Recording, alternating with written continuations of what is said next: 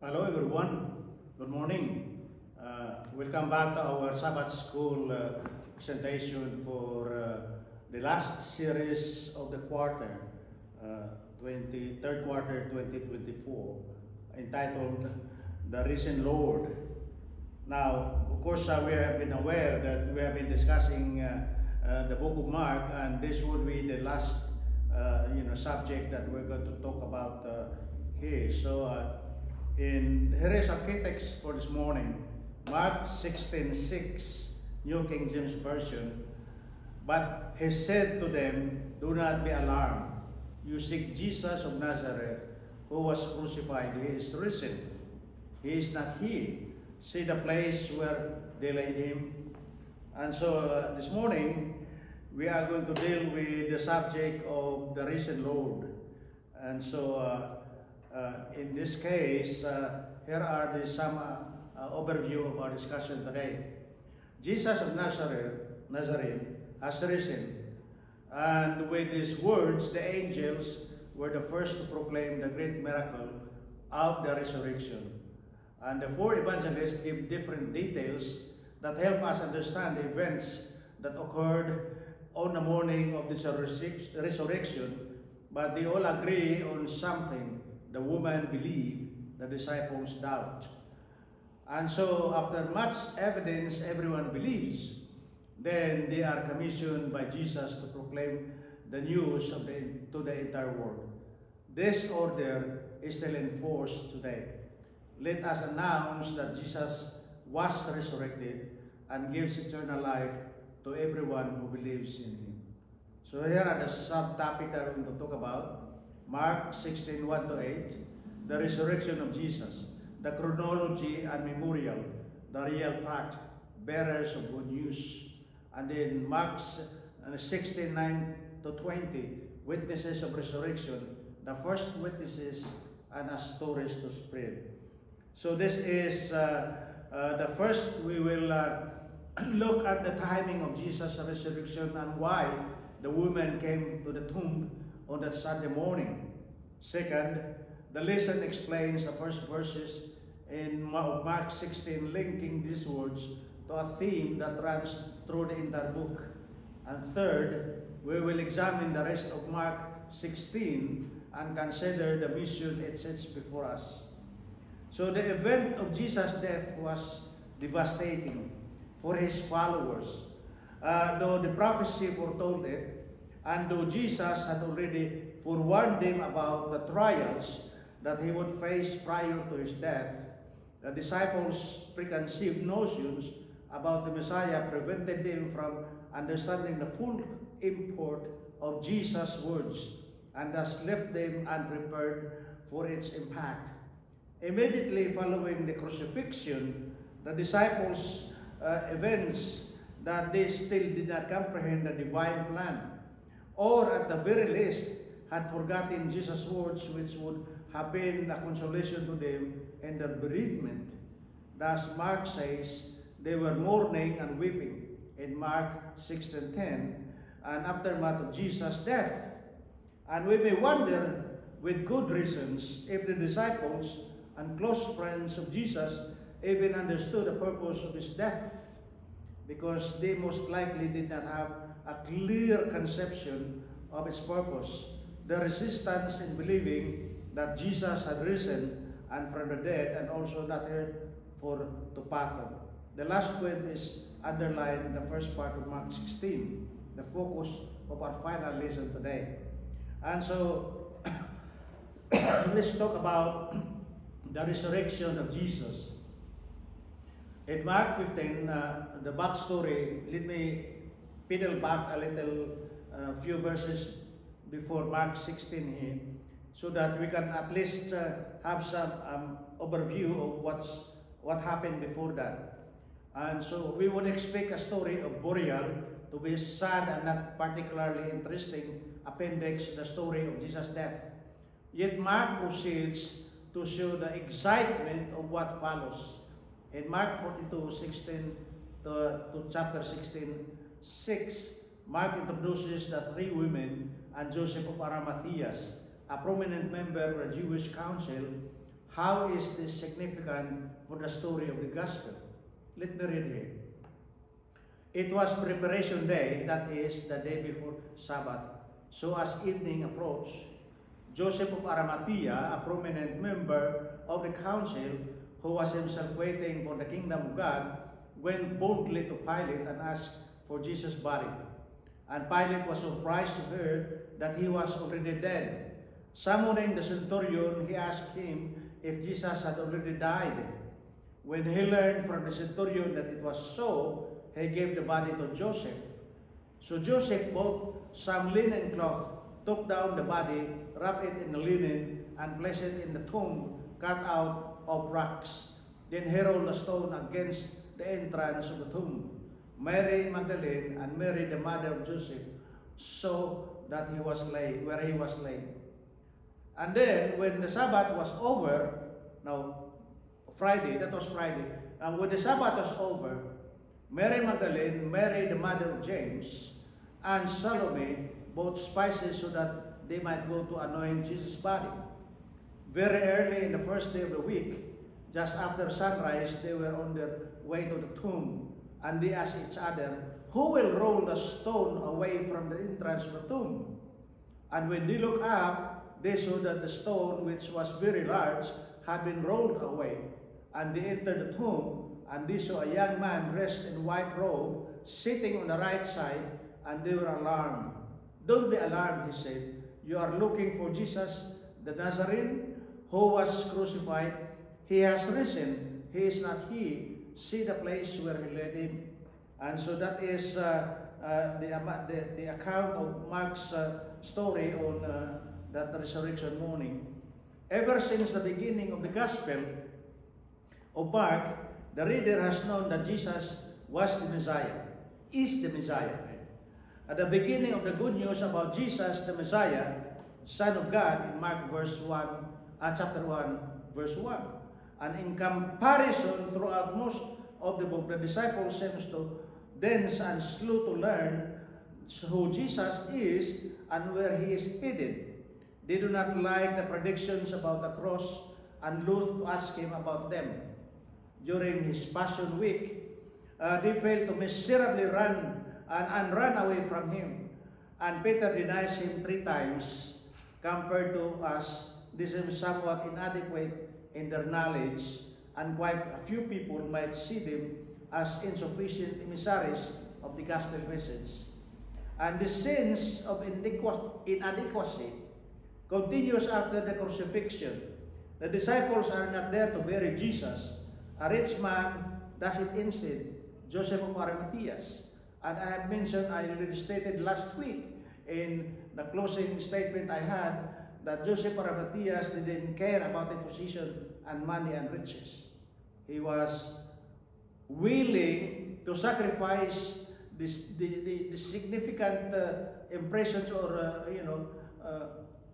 in the culture during the day. He was willing to humble himself to take care of the body of Jesus. And the disciples are not there to bury Jesus. A rich man, instead, Joseph of Arimathea, with a few women watching. This woman catches our attention as they purchase spices after the close of the Sabbath, as with the intention of going to the tomb on a Sunday morning to anoint the body of Jesus. And that was the culture during the time. Anointment of the body of Jesus after 3 days is that common in practice in the Jewish economy. So, in the chronology of this concept, in the chronology of Jesus' memorial, says that very early in the morning, the first day of the week, they came unto the sepulchre at the rising of the sun.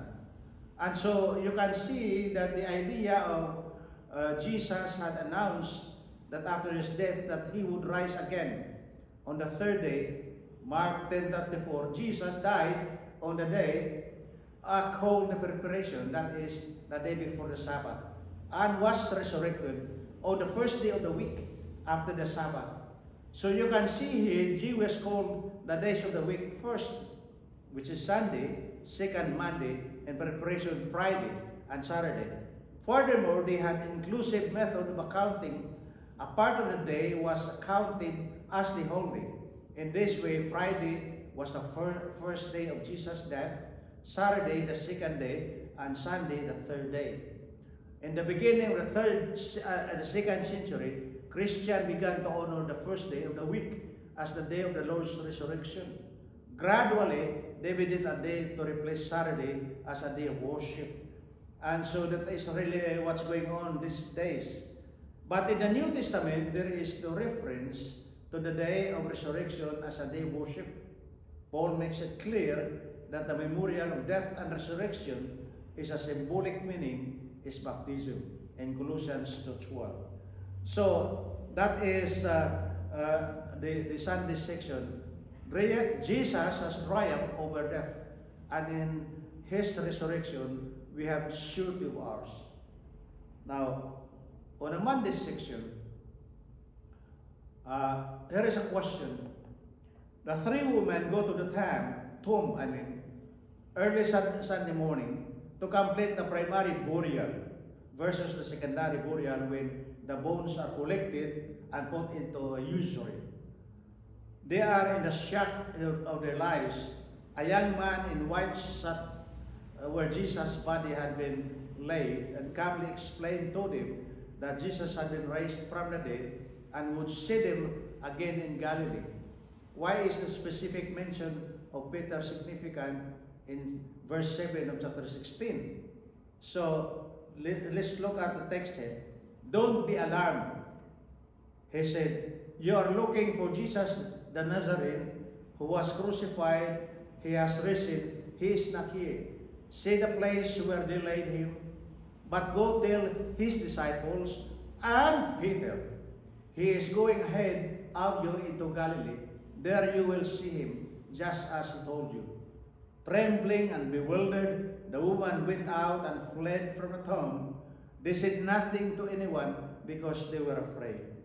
Now, to begin with, in Mark 16, 6-8, the angels announced to the woman that Jesus had risen. Furthermore, the angels encouraged the woman to announce the good news as well. However, they said nothing to anyone, for they were afraid. If you notice in verse 8, for they were afraid. They said nothing to anyone because they were afraid. Do you think the woman may have been afraid to believe the outstanding announcement of the angelic visitors? And so here is what's happening in the end of the Gospel of Mark. Running away in fear and telling no one is not how the story ends. The woman did not tell. Someone has to go and tell. And who will that be? Of course you, the reader. Me, the reader. All through Mark, the reader has been above the characters in the story in terms of knowledge about Jesus and where the story is headed. And so the real fact is that the idea of this is said 16:6, and he said, do not be afraid, seek Jesus of Nazareth, which was crucified. He is risen, he is not he. Behold the place where they laid him. How can I be sure that Jesus' resurrection was a real event? Because there was some, theory or conspiracy about that the death of Jesus wasn't real. But how can we be sure that it was the resurrection was a real event? Let's look at it. Many witnesses saw Jesus resurrected. 1 Corinthians 15:3-8. And then the priests had to bribe the soldiers who witnessed the resurrection. Matthew 28:11-15. And then the people who experienced the events were willing to die defending the reality of resurrection. Acts 7:56-60. And then Saul, a staunch enemy of Christians who was persecuting the church during the time, saw the resurrected Jesus, and his life changed radically when Paul was going to Damascus, and when Jesus met him on the way and asked him the question, Paul, Paul, why are you persecuting me? It was Jesus who met him here. And so, and the very existence of the Christian church attests to the reality of the resurrection. And that's why most of the Christian church today acknowledge and even, celebrate the resurrection of Jesus Christ on Sunday. Worldwide. No question about it. And so, that is the idea of the God who created the universe and then life on earth certainly had a power to resurrect Jesus. That is the fact. And so the woman at the tomb on our Tuesday section, the woman at the tomb, what happened at the tomb and how did the woman respond? According to the two of the best manuscripts of Mark, both from the 4th century and Gospel ends in 1608,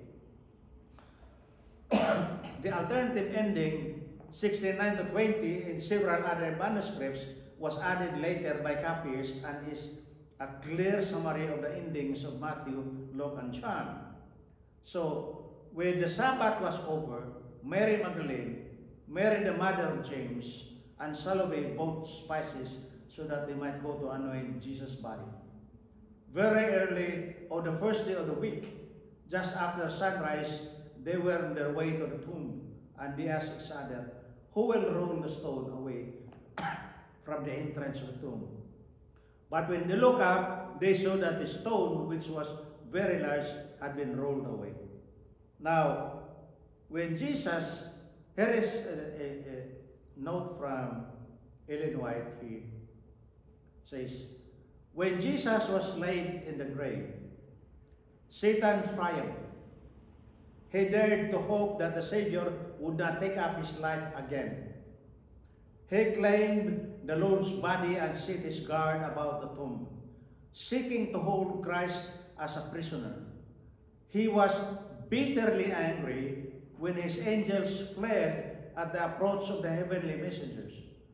When he saw Christ come forth in triumph, he knew that his kingdom would have an end and he must finally die.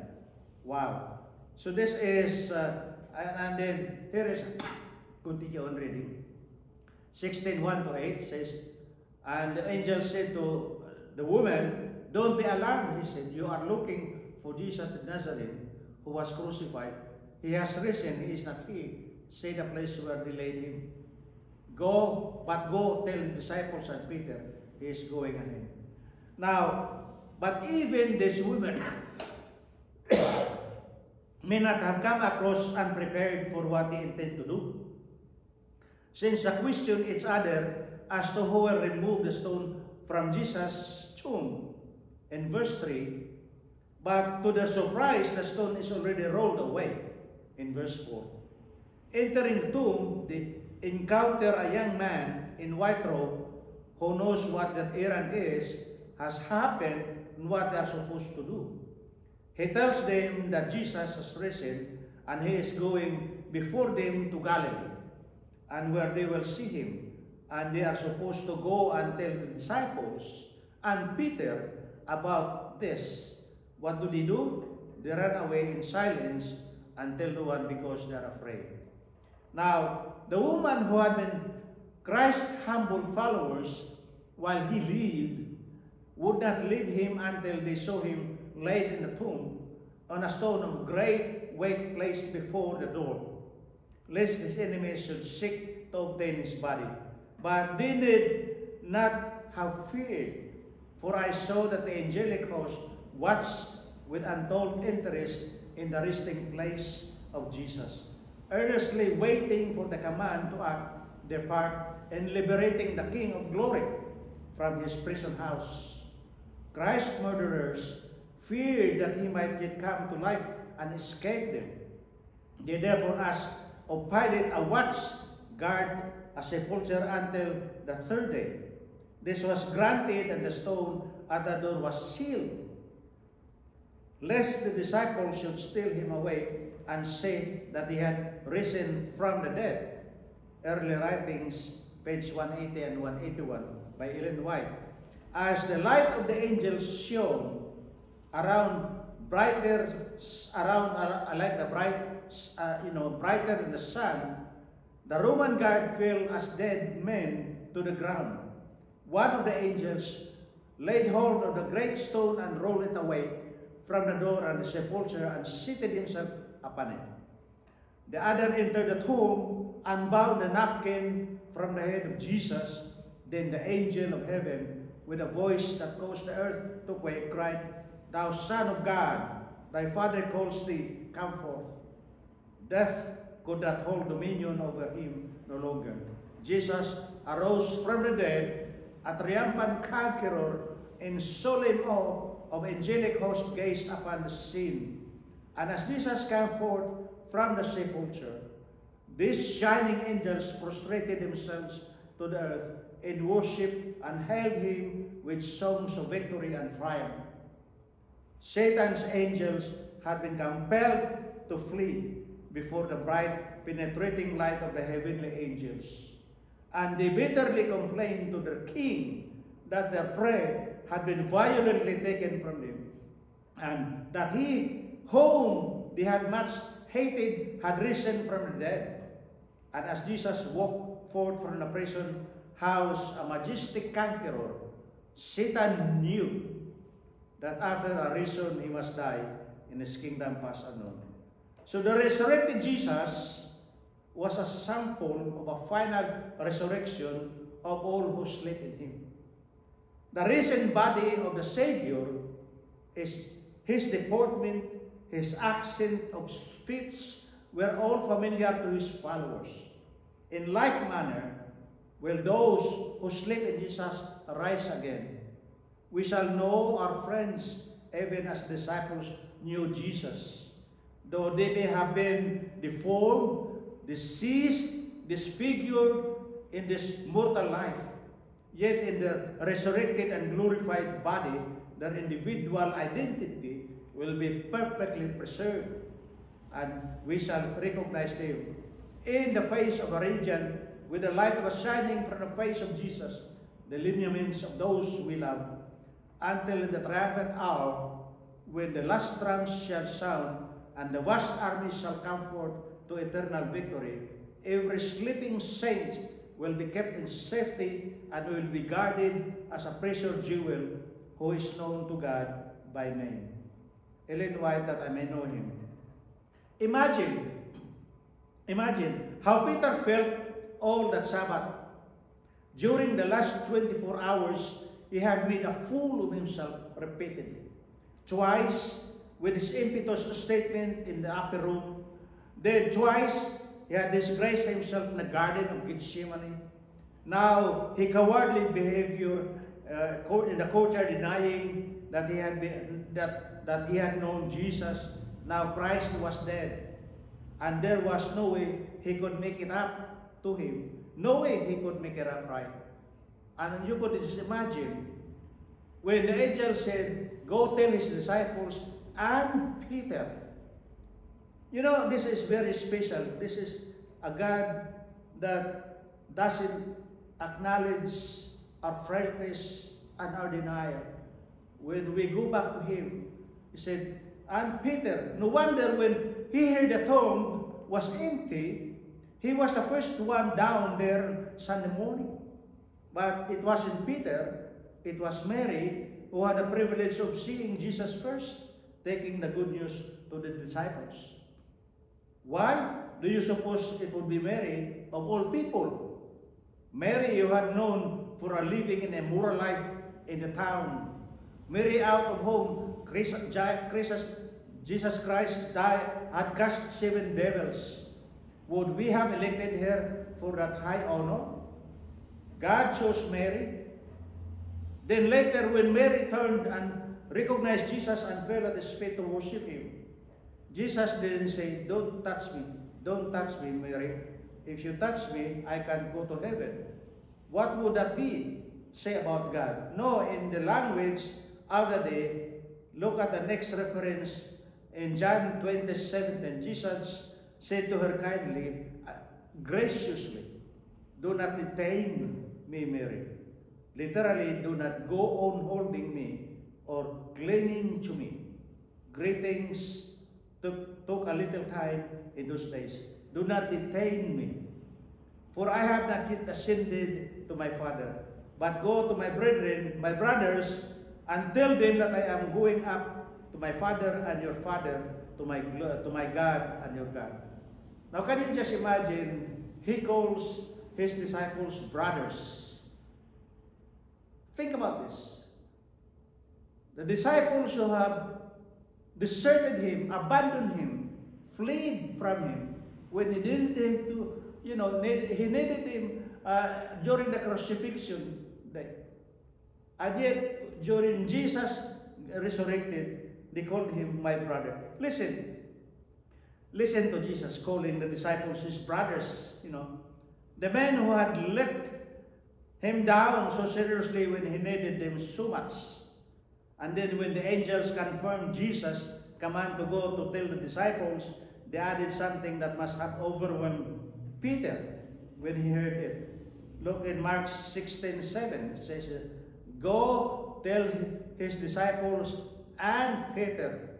Now, can you how very godlike of the angels to add, especially tell Peter? The angels admire and worship God for the incredibly gracious way in which he has handled the sinners in his family. How much those angels must have enjoyed adding the words, and especially tell Peter. Wow. So it's a lot of meaning in here. And so can you just imagine, the first to see the empty tomb are some women who came to embalm Jesus. After assuring them that Jesus had risen, the angels who had remained on the tomb commissioned them to announce the event to his disciples and to Peter. And of course, with the excitement of the events, they returned scared without commenting even anything to anyone.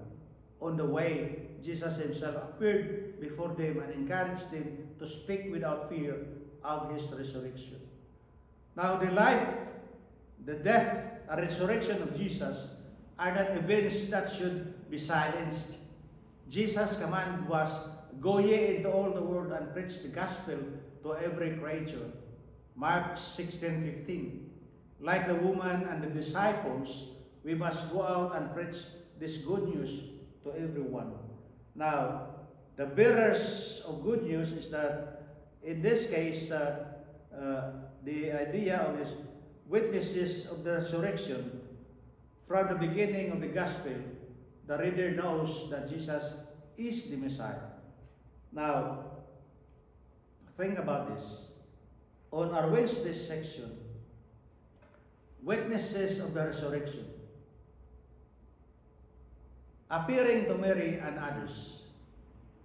The earliest manuscript and some other ancient witnesses do not have verses 9 to 20. And we do not know if Mark intended this abrupt ending, or if the last page or the last column, the scroll, simply was torn off by accident. That's not to say that we cannot learn anything from verses 9 to 20. It tells us how early Christians saw the events of Easter and their significance. Great emphasis is laid on the initial unbelief of the disciples in spite of the evidence of witnesses. Now, here are some items that I'd like to underscore. That an angel causes an earthquake and opens the tomb. Mark 28:2. Unifying the four Gospels, we can get the idea of what happened that Sunday. The guards remain as dead. Matthew 28:4. And then Mary Magdalene goes to the tomb from Bethany. John 20:1. Other women came from Jerusalem and talked to the angels. Luke 24:1-5. And then the woman returned to Jerusalem. Mark 16:8. At Mary's announcement, Peter and John ran to the tomb. John 20, verses 2 and 3. And then Jesus appears to Mary Magdalene in Mark 16:9.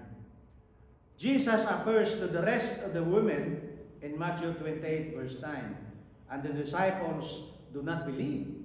Mark 16:11. Soldiers are bribed by the leadership during a time. The priests. Jesus appears to Peter, Luke 24:34, and then Jesus travels to Emmaus, and then the disciples of Emmaus go to the upper room, and then Jesus appears in the upper room, Mark 16:40. Now, the resurrection of Jesus was real. If the story were fictional, would the authors have highlighted faith of the woman and the disbelief of the disciples? And so that is our go into all the word. This is now our last section for this lesson. In Mark 16:14-20, what did Jesus say to his disciples when he appeared to them, and what do these words mean to us today? In today's world, how would we apply the instruction, preach the gospel to all creation, rather than to every creature? In Mark 16:14-20, let me read. Jesus later appeared to the 11 as they were eating. He rebuked them of their lack of faith and their stubborn refusal to believe those who had seen him after he had risen. He said to them, "Go into the world and preach the gospel of all creation, to all creation. Whoever believes and is baptized will be saved, but whoever does not believe will be condemned. And these signs will accompany those who believe. In my name they will drive out demons. They will speak in new tongues. They will pick up snakes with their hands, and when they drink deadly poison, it will not hurt them at all. They will place their hands on sick people, and they will get well." After the Lord Jesus had spoken to them, he has taken up to heaven and sat at the right hand of God. Then the disciples went out and preached everywhere. And the Lord worked with them and confirmed his word by the signs that accompanied it. Wow. And so that is, the disciples are commanded to testify of their faith to others. The goal of the gospel, according to Mark, is to make and baptize believers. For this reason, in verse 14 right there, for this reason, accepting God's kingdom into heart and Jesus as our Savior and King is essential to salvation and to being preserved from condemnation. Whoever believes in him may have life in his name. And so, in our story this morning, the idea of this is that to disclose that therefore preach everywhere, the Lord walking with them and confirming the word with signs following. Mark 16:20. So, Jesus commissioned his followers to go into all the world to preach. And why is it extremely important?